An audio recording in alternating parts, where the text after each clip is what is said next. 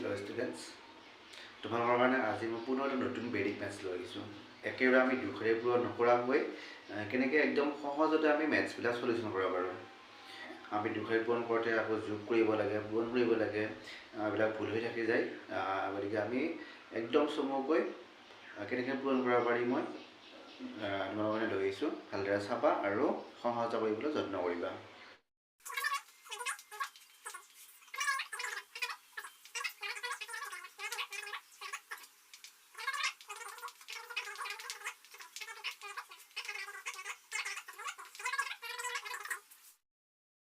এতিয়া চাবা পিছৰ মেথছবিলাক মই পাতি লৈছোঁ।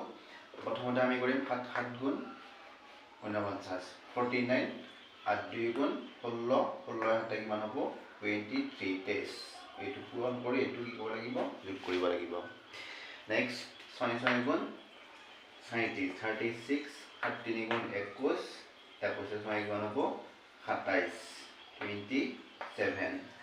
তাৰপিছত 5 5 গুণ 25, 6 4 গুণ 24, 24 লগত 5 যোগ কৰিলে কিমান হ'ব 29।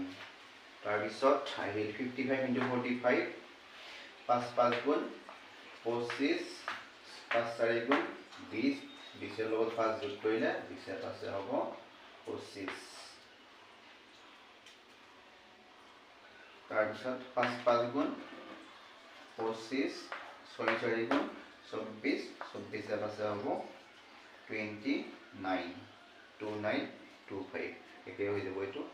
তাৰপিছত 35 × 75, 5 5 গুণ 25, তাৰপিছত 7 তলত 3 পূৰণ কৰি আমি 5টো কি কৰিম, যোগ কৰিম। 7 3 গুণ 21, 21 আছে 26, 26 25।